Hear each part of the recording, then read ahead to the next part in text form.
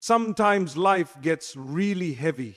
And I don't mean just a bad day or a tough week. I mean the kind of heaviness that sits on your chest and refuses to leave. The kind that makes you stare at the ceiling late at night with tears in your eyes, wondering when things will ever get better.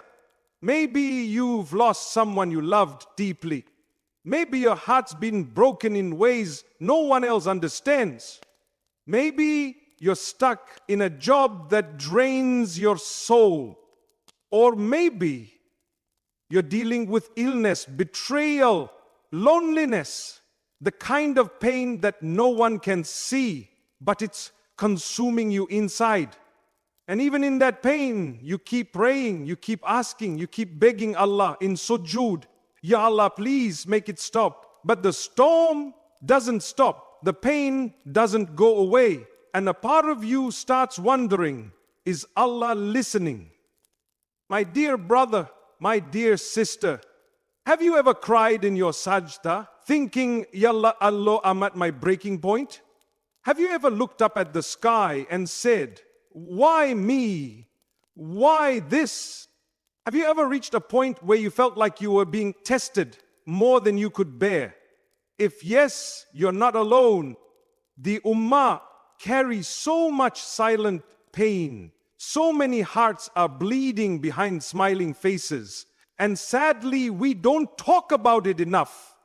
We don't talk about the internal battle, the spiritual exhaustion, the emotional loneliness that so many believers are quietly fighting. But I want you to know something very important today. And please, let these words settle deep in your heart. Positivity in Islam doesn't mean pretending the pain isn't real. It doesn't mean plastering on a smile while you're breaking inside. It doesn't mean suppressing your tears or hiding your fears. True positivity is about knowing that even in the middle of your pain, Allah is with you. That even when the world feels empty, your Rabb has never left you. That even when the answers haven't come yet, His wisdom is at work. Allah says in the Quran, Allah does not burden a soul beyond what it can bear. This is not just a verse to recite. It's a promise, a divine assurance. If you're going through something difficult right now, it's not because you're weak. It's not because Allah wants to punish you. It's because He knows you can carry it with His help, with His guidance. But that doesn't mean it's easy, I know. Sometimes you make dua and it feels like nothing's changing. Sometimes you feel like the more you try to get closer to Allah, the more things fall apart. And shaitan whispers, see, your prayers don't matter. But don't believe that voice. Don't let the pain lie to you. Because the truth is, sometimes the delay is part of the mercy. Sometimes the unanswered dua is the beginning of something greater. Sometimes Allah withholds to protect you or to prepare you or to elevate you. And sometimes the pain itself is the answer. The trial is not punishment, it's purification. You see, in this world, we weren't promised a life without tests. The prophets themselves, the most beloved people to Allah, they were tested more than anyone. They cried, they struggled, they felt sorrow. But what kept them going? Tawakkul, Sabr, unshakable faith that no matter how dark it gets, Allah's light will come. So if your heart feels heavy today, if your duas feel unanswered, if you're questioning your worth or your strength or your future, please remember this. You are not broken. You are being rebuilt. You are not abandoned. You are being prepared. And you are not alone. Your Rabb is closer to you than your jugular vein. Stay patient. Stay soft. Keep turning to Him. Keep whispering in the night. Even if your voice trembles, keep walking even if it's slow, because something beautiful is coming, inshallah. And one day you'll look back at this hardship and you'll realize it wasn't a detour. It was the path. May Allah grant you strength, light, and a heart that always trusts in His plan. Ameen. There is a story in our deen, so powerful, so humbling, so full of mercy that every heart going through hardship needs to hear it. It's the story of one of the greatest examples of Sabr, Prophet Ayub. Ayub was not just tested, he was shaken. He didn't just lose a job or a friend, he lost everything. His wealth disappeared. His health deteriorated until he couldn't even move without pain. His body was covered in sores, his flesh wasting away, and one by one his children passed away. Most people abandoned him, even his community distanced themselves out of fear. But one person stayed, his wife, and subhanallah, how she cared for him, loved him, remained loyal to him, even when he had nothing. That's a lesson in itself. But the real beauty of this story isn't just in how much he lost. It's in how he responded to the loss. Not once did Prophet Ayub complain. Not once did he say, "Why me?" He never lost his trust in Allah. He never lost his gratitude. Yes, he cried. Yes, he felt pain. But he knew his Rabb. And he knew that his Rabb hadn't abandoned him. Years passed, not days, not weeks, years. And then, after enduring every kind of hardship, he made a simple, gentle, and deeply powerful dua. Indeed, adversity has touched me, and you are the most merciful of those who show mercy. Look at the beauty in his words. He didn't even ask for healing directly. He didn't say, "Ya Allah, remove this from me." He just stated the truth. "I'm in pain." And he paired it with hope. "You are the most merciful." That's the essence of positivity in Islam. Not ignoring the pain, but believing that Allah's mercy is always greater than the pain. And how did Allah respond?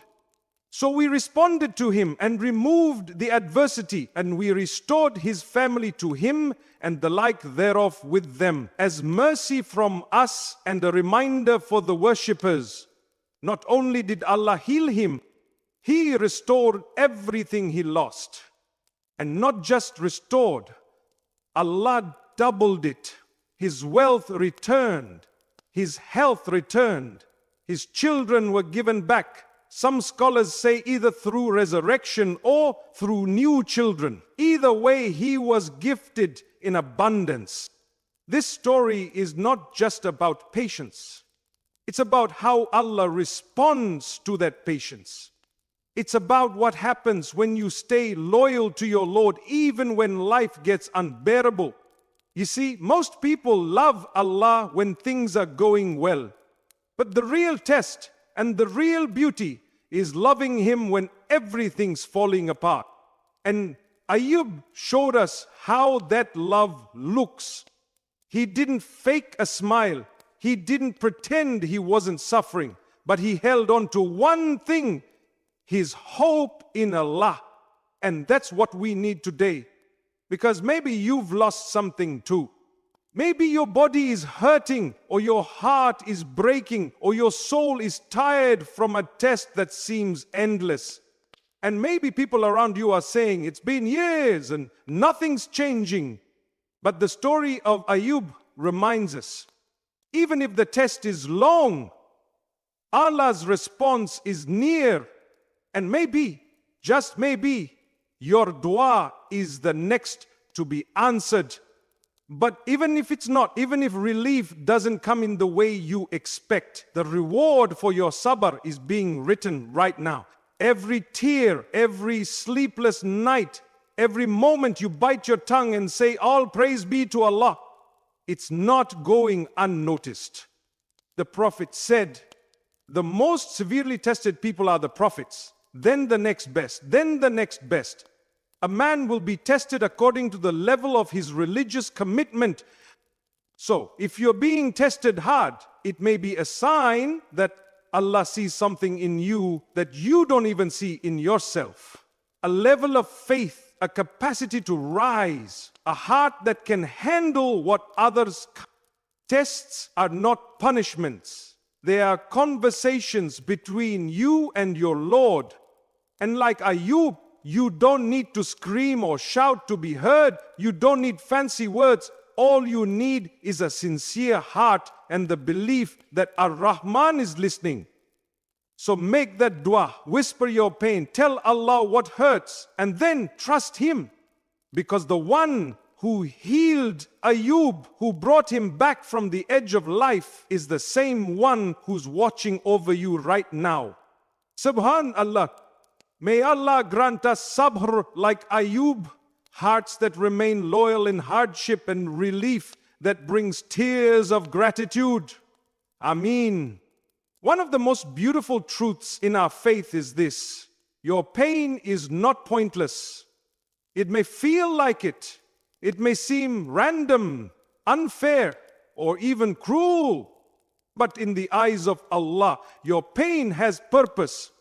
You see, when hardship hits, it can do one of two things.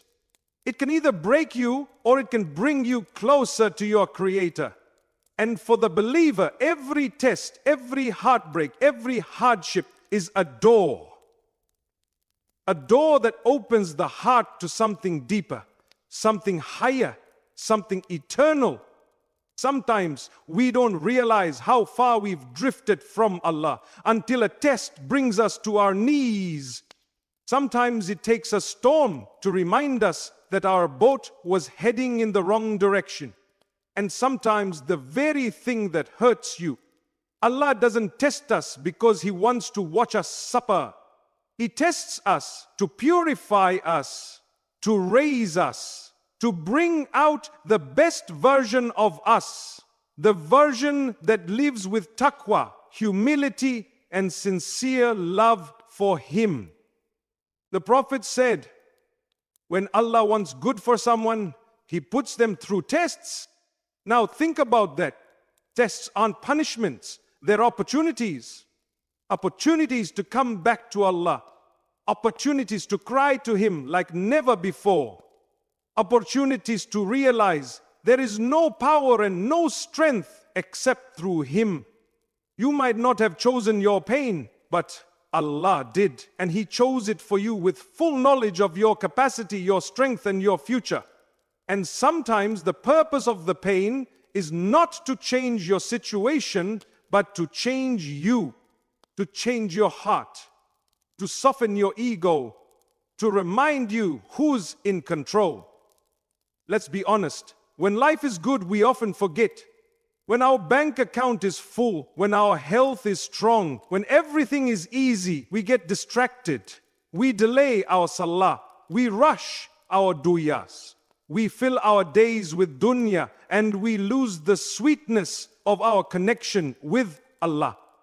But then something happens, something that shakes us, something that brings tears to our eyes, pain to our chest, and a desperate need to feel close to Him again. And in that moment, the heart turns back. Sujood becomes longer. Du'as become real. And suddenly, Allah is the center again. That, my brother, that, my sister, is purpose. The Prophet once said something beautiful. No fatigue, no disease, no sorrow, no sadness, no hurt, no distress befalls a Muslim, even if it were the prick he receives from a thorn, but that Allah expiates some of his sins for it. Subhanallah, even the tiniest discomfort, a headache, a paper cut, a moment of sadness, it's not wasted. Your pain is cleaning you, it's prepping you, it's elevating you if you respond with patience and faith. And it's not just about